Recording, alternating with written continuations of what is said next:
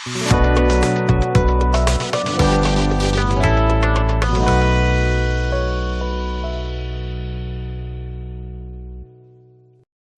hian LPS Profight sang ni le som ni pali December ni thum thole ni zana final an khel tum khan Hmeichhe boxer chuan tak tak pali anin lana pali ni na chu anin tuma wangin baut ni chau Hmeichhe khel en tur oma chung zinga pakhat Rebecca Lalfakawmi chu vel khwale Rudy Lalhmingmuani aizo salem veng nula te in nek reaction video kan clear how do nani lightweight Hmeichhe bout kan en le dona Rebecca Lalfakawmi chu ve ma mi district le Rudy Lalhmingmuani salem veng te ani ma chon dona kum som pre le kum som hi au pan ni a ke som nga pasari le ke som ru kari dan ni fingali in chili le fingali in chiru ka sangan niya nam sei jong fingali in chethum le fingali in chili ani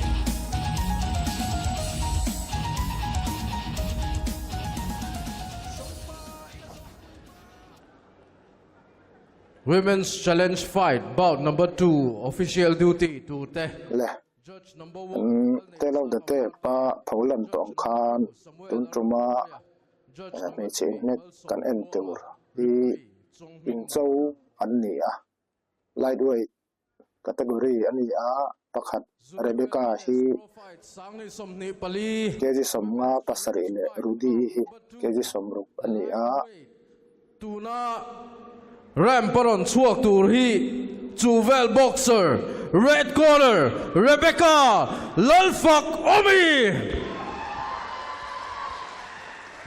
Lalfakawmi chuvel Mami District kumsom pariat mula chuanom tak mai hi Mizoram Championship gold pasari lato in silver pathum le bronze pakhat alatwa Hello India Youth Games bronze medal de ball lola alia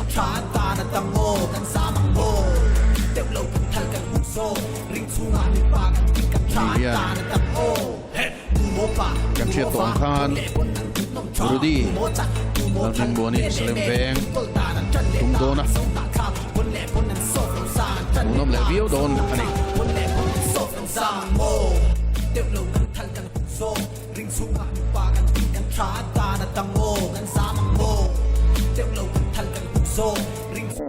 kan react son video lo clear tu ta khan music hinin om chuti khati ai tin comment in nei thina ni e cái mà ni làm thiếu tiền đi là qua LPS Profight là mình sound duck anh thì nát tóc lâu chuan trong ai music ring thấy phô ba chú ra là khát trong lâu clear tu tan chuan thì đang làm thấy ni lâu anh Salem Veng boxer blue corner Rudy Lalhmingmuani blue corner Rudy Lalhmingmuani hi salem veng mula ni kum som ti au pania International the Golden Girl Boxing Championship silver medal ala Sub Junior Women National Championship bronze medal ala Junior National Championship bronze medal ala boka Hello India Youth Games silver medal la in Northeast Olympic gold medal lo na to boka ni sulmo anay chate be Rudy hi sponsor tu ne main sponsor Origin Gym ani kanan veng an omma boxing zira thatan nei bok boxer den zira thadu ten lo ban ve tur donia zam restaurant mall pui salem back on board MC beauty club zarkot tuna hian kalam dikle diklo kasilawa kise hostel salem venga au meka aizola omna veng salem veng trong bona section 5 to 10 and support na thinlong takin lom thuas soi ani busa pitu po nei non mi puwanan kina Rudy hian se ki online bo se me boka atoi te talpo ton kan lo lang ya se tong khan sound na hian sound duck hi ring announcer tele commentator tena an comment ngor viau lai in khel lai ni lo chuan background music hemi arena chunga ring chung hall chunga hian ring takin an play ti na ni a chuan chuanin an tong aya rimoi arin chang a theia chu kan ti dang lam thei bi mi alo bani ti kha min lo hriat sak don nia Women's Challenge Fight lightweight bout ni na kading lamading hi kum som pariat kezi som nga pasari fit nga le in chilia sang chu well boxer mi puite u red corner Rebecca Lalfakawmi atun puitu ka ve lamami hi kum som ni kezi som luk fit nga le in chiruka sang salem veng boxer blue corner Rudy Lalhmingmuani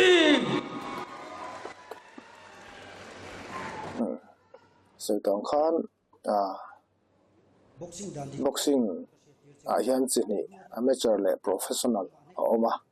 chunga ta chuan kan Hmeichhe infiam mi te motor an tam lo hle a tin sport stream dang chang sang category chang sang si nge ti siang ma chang sang ata hian kan mi zo Hmeichhe ata hi chuan tak tak anom rualin kan du le be se ang hi chuan ring te field te court te kan la moi tam tok lo ka ti ve mai thina ti kong a hian kan Hmeichhe te tan mi zo Hmeichhe te tan kong zau takai hawa Mary kom nagan la then khatin mi zo no la kan ti mai te po khovel pum hua pin ning achera an ho sak poya eizon na professional dik tak atlinga chuan chuan kan mi zo Hmeichhe te po hian officer ni kan tuma engemo sarkar na emo office na lam ho tinnan man ram kan tumani lo chuan sum don na thil te ang bokin infiam na khowela hian Hmeichhe te tan chan atha em ani ti kan hriat atha a kan soi photo thina boxing te combat games kan ti chang sang a hian mi te zulian lem lo palian lem lo kan ni wangin kan ri na min to kan khel tur te hi abik takin vairam sabrama te chuan an lian zuar thina kha kan tan chance tha em a ve ni ti kha hriat reng a thau me nhà Rudy thấy chú hay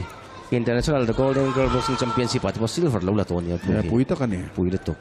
so mi piano mà khelo India Youth Games ate mo national championship ate junior championship ate polo che tha to thina ni rang zau khok maya Rudy zawk hi ya double zap hun te sha riau ani so tong khan Rudy zawk hi chu gold medalist te po ani tin Rebecca chu wel mila po hi theo neu lo tak ani professional fighter in chawngam ani in lan ngam ani an theo neu lo ani an zim kong thui tak an zo to hian an lo tling fo to thin ani ti chiang em kan Hmeichhe boxer te hei kan la en tam lo wa adik takin ke ma phei chuan ka en tam lo em an training na hi atha viawani karinga om nem kan ti hemi an om nem lai hi anin nek sak klem khom maya fiam na nia kun thak pal na chuan referee te point an dan thei lo chin tam taka oma chunga po chuan hei low blow ni chia si lovin dul thuar nang ne mai nek ti vel ma ye nek ti vel hi an he so em rualin an on nem lai ero hi chu anin nek sak mi alo yamani katia ne amuwa en plan vek lo kania sai ta po sai swal mai thaya po ni se mai chen khelan ni an sahwat la ya anh in hết lâu thì apoi mo em mày cái tụ cái ngõ chuan Rebecca lệ Rudy te in hết tốn trộmกันem hậu thầy hiền anh in gì ulu gì anh lặng chiang em anh hết phụ lâu khan anh in gì ulu gì anh lặng chiang dọc thì là này chứ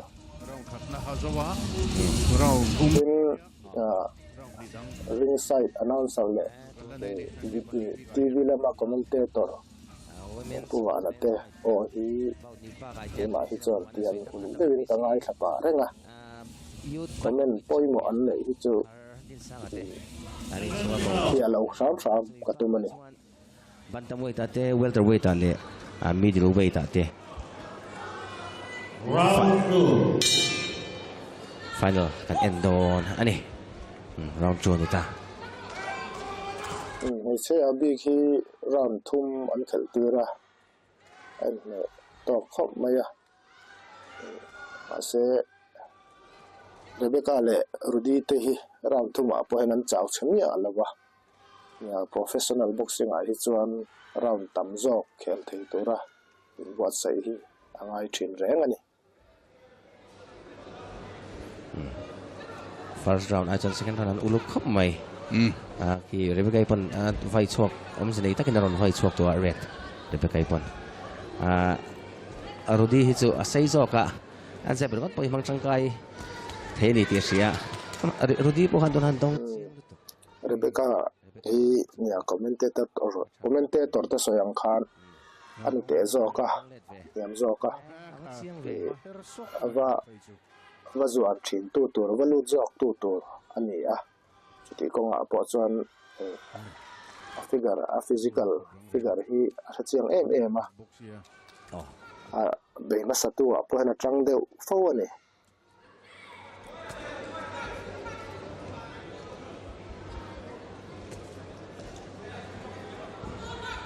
round ni na ni to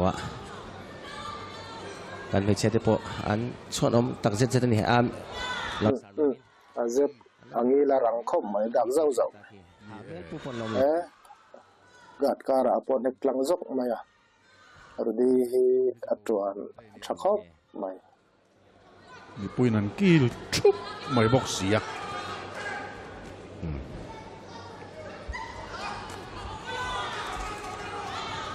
kai chen ne kan nia lipa anga bo buan le ti buan tura be sei thai ni chia lawa chuti rual chuan in het tura ringa zuang lu ani het lo thai lo ani hmuhnawm lo lutuk te doi lutuk te kha chu tiang in chona khowela he chuan a om lo trukania negra urti pon ngai la an hmuhnawm bian khom mai an thil tu man chiang ani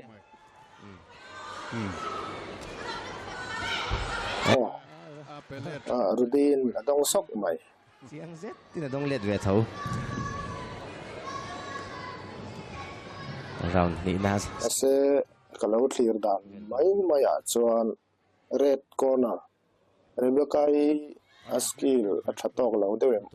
katia technique chi sang a thiam te hi adu ang thalin a mang thei lo deuem katia thiam thil hi sap trong chuan technique te maya tin thiam thil chi sang kan zir thiam te kha atakin lotling takin kan mang chuak theim ti kha skill chuni le maya chuan technique le skill hi soipol nok a ola amara chu an thiam thil thataka an hlen chua theilo skill la ya kha te khong pui ber ani lo theilo tuna playback muang kan ena Rudy in Rebecca avanek dan kha abeng ang chi poni lawa kuk poni sen hek poni se boxing glove fa amor lam pang hian a target a fu thin turani kha an in pedun ve an technique chu a tha em ve ni mi ta tlai le viau thau do ani vel nam tin mai hian mi chak ki chu kan lom sim sim a ni e kan commentator te hi chuan in sai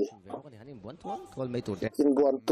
in buan te point om don em moni in buan ten ti nok nok me a in sai palian pate in sai ti vel khan in ka sia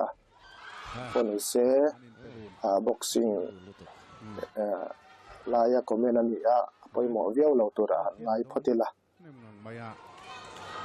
tira tang khan o apa ve zau rang thawa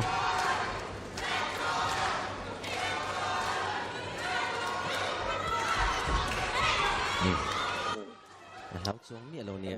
chon zau maya Rudy khan deu set a ban point sei lei deu set a stepping boy wang helen hung chon thei chu ani na me maya ma se king pui te hung chon kan ni hi chuan nge mizo tlangwa kan tumber kha chu kan thel deu zel ti na ni photoni stepping boy to trap kan tiang chi te po hi net lang zau ki kan du khop lo lai chu red khi ani khoi lai nge all ti lam khi a hle ko vak lo wa a be kan he ka tuma ding le ve na he me ya ai khan adul thuaran he mai kha fin thla ken ne sa tha ti chianga tin technique ai mai skill kha poi mo ta eo moi nor chuak te ve a chuak che koi podlut level ani do me podlut vele mai boka hmuhnawm khop mai boxing Hmeichhe boxing en turat lem em a tiang Rebecca le Rudy te nek kan en thei hi man hla ka ti tak zet ani amaro chu an kira voi ni voi thum zet nal zet na tlang vek lem lo na chu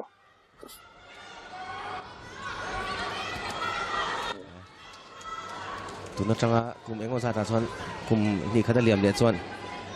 anin lo wa nge nia anin senior le de nge ni pakhat ki Rudy zawk ki gold medalist te ani wa nge moni chin ata a skill a technique thiam ang ki adu thu sam chuni chi abi lo ma se amang chuak alen chuak nem zawk kin ka sia thiam thil a apply nem zawk nin ka sia ki achak zawk chan tur poi mo em ani tlatani ka adula le maya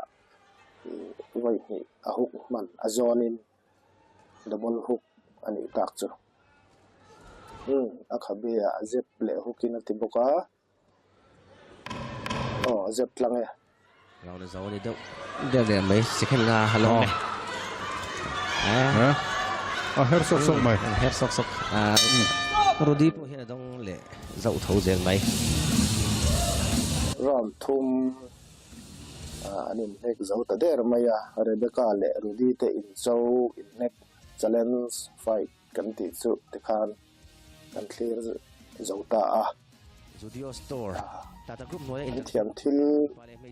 zo lo te po hi soi chak om atam khop mai an pian te anala an vun te ten sport hi fitness atan chaw ni lawa moi na le na atan po hena poi mo em maya website mongbor mal ban ombor kim mai hi physical fitness heng gym te phei chuan an siam theya ini yang ban lo zoom te po hi thathum tharuk te gym an kalila chuan ban sektul kan suak thei don ani international survey chuan global number 1 in consumer durable sa an thanga chuan in a boxing au khan lawin boxing khel tur khan physical exercise tam takan la chu an pian tenanal pha an vun tenanal pha til dang tam taka hlokna atel thei thin ani result ngai thang Profight sang ni som ni pali women's challenge fight lightweight bound ni na in nek hmuhnawm tak kan en zota ka judge the point pek dan chu ting ini judge number 1 27-30 judge number 2 27-30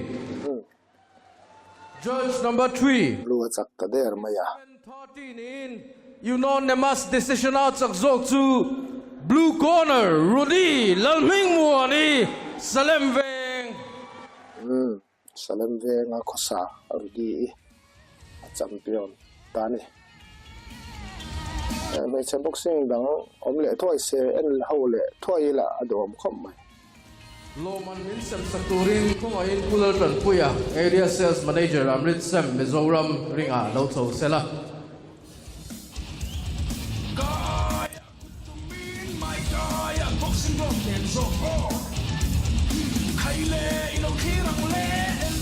ole an loman don hi arau pui a an suan om ma eng ba arau pui lotlim na sang zawk nei thei turin Rebecca le Rudy te du sang na kan han lam ve ringot mayange kan ti thei chun ni miau hek le reaction video te chuan ralak hata tang chuan ti thei kan nga lo ve bokatin ni net hmuhnawm dang in haule thei tur ai nga ya abik takin Hmeichhe in net om ang te ron react zel kan tum don ani lakin zel atan po